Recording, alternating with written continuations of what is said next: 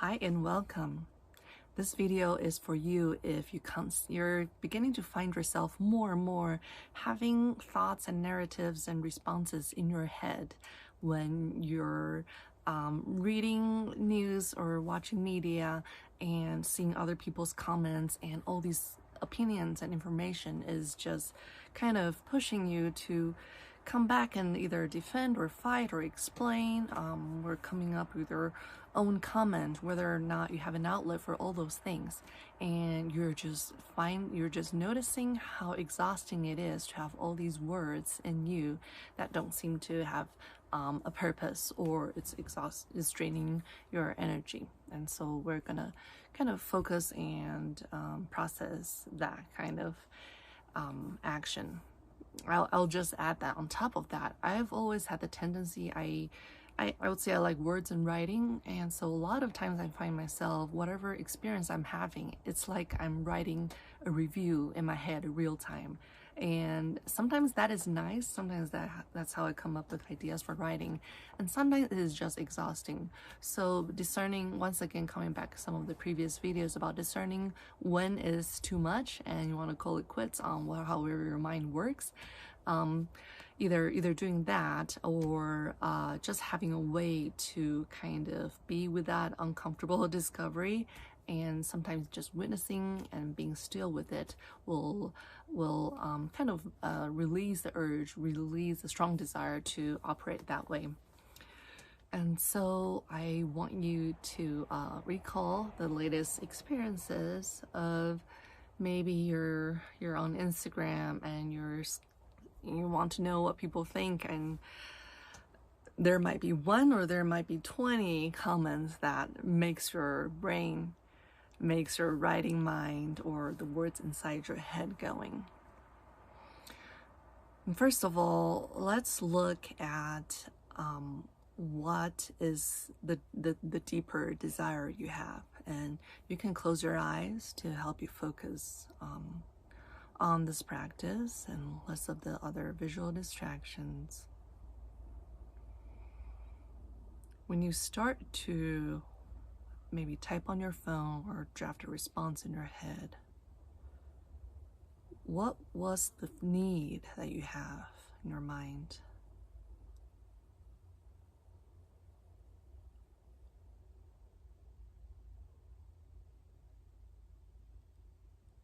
And there might be more than you realize, so let each of these reasons pop up one by one.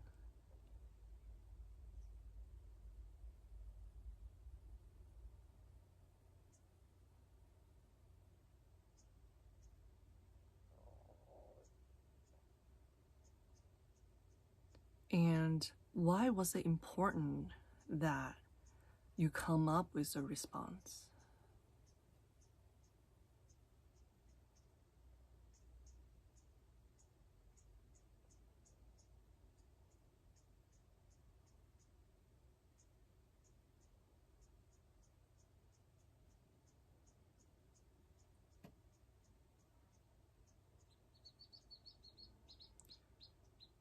And having noticed it, what need it serves, and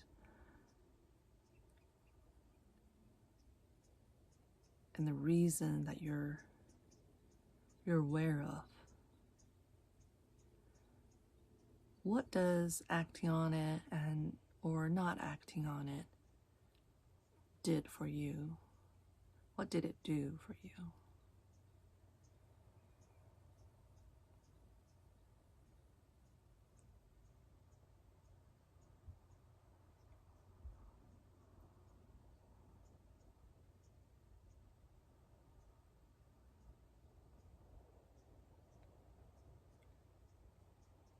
Do you notice both unpleasant outcomes and pleasant outcomes?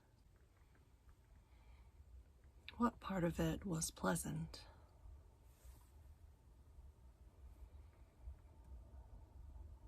If any?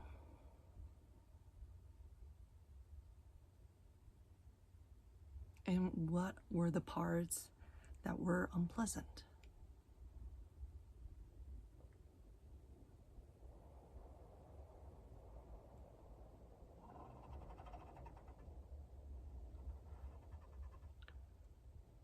For example, it was the exhaustion of refining words, but ultimately not expressing anything that felt both intense, stressful, and unsatisfying. That was unpleasant.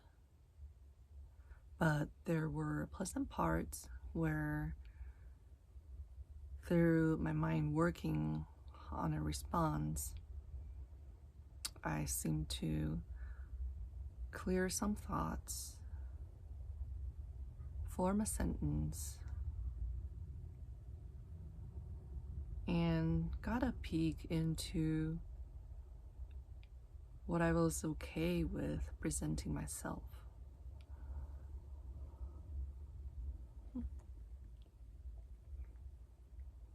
Got distracted by a large buzzing insect.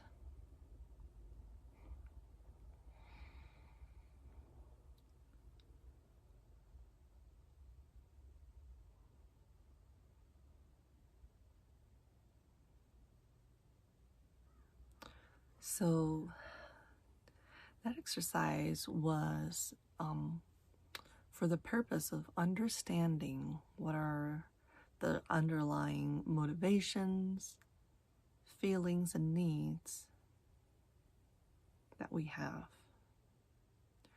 Now you can open your eyes, and having taken the time to get to know that experience better, now we could think a little bit about if there are certain ways we want to act on it.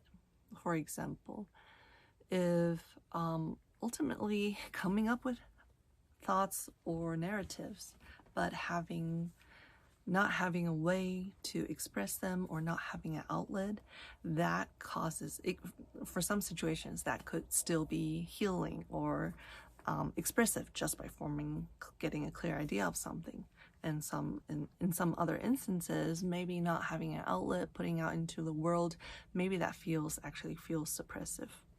So when each time this kind of thing happens, you can kind of notice that when is it that you really need to voice yourself and kind of be heard, or at least put it out of your system, and when is it that you're just kind of trying to get clear in your head.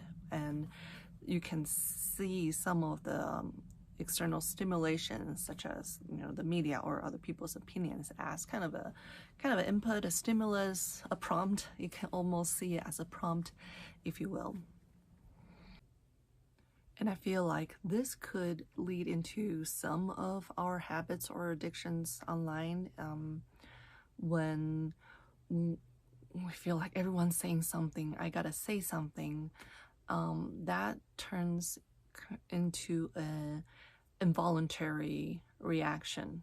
And so the most important thing then we can do for our energy preservation and for getting clear on our own energy and our own thoughts is, just a simple thing like turning your screen away from you, or putting down on the surface, again, screen away from you. Just let yourself detach from that stimulation and then ask, how do I really feel about engaging in that thought combat? Because if you're not actually writing back and forth or doing actual responses or writing and posting, then it's kind of all in your head. And what we want to do is able to tell, using our body, to know if it's beneficial to ourselves to engage in playing out that kind of internal dialogue with the imaginary person, with the imaginary enemy. Often that's what we do when, especially that energy gets kind of defensive. It's like we're imagining someone fighting against us. So yes, I would say just break away, and using the very standard practice of, okay, where is this emotion manifesting my body? Is it making my stomach really tense? And I can even feel, just imagine that it's making my throat tense. It's like, oh, I'm getting ready to get into an argument, that kind of thing.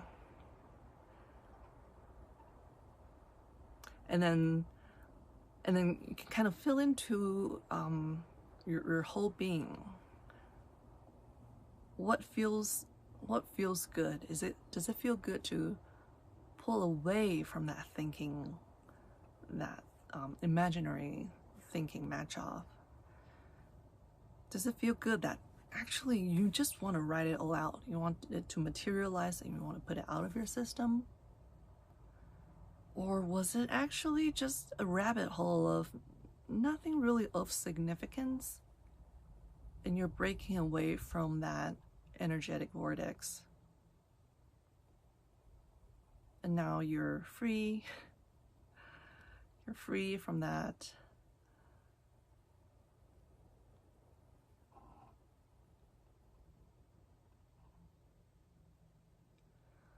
so once again, you can try.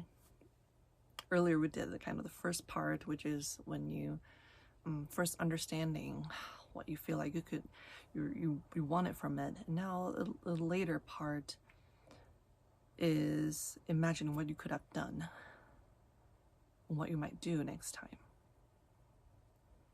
What's the best course for you?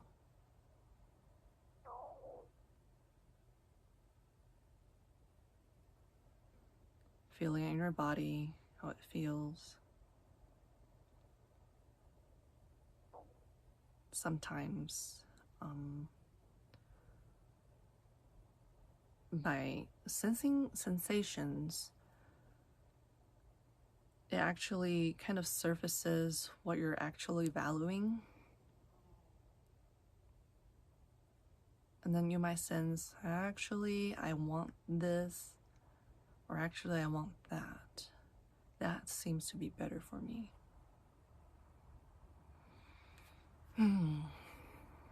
So I'll add one last thing, which is I think this is the pattern for maybe MBTI INFP types, or I forgot what kind of system it is for maybe for many introverts, is we tend to overthink a conversation and how that conversation could have gone, what a much better comeback I could have come up with long after some scenario or some encounters, and we just play different versions and refine the draft in our heads so much. So this kind of mental overload of word activity is very familiar to me in several ways, in that kind of introverted pattern from a creative and writer personality pattern, and then of course from the more like external, just the trend of how much information is online,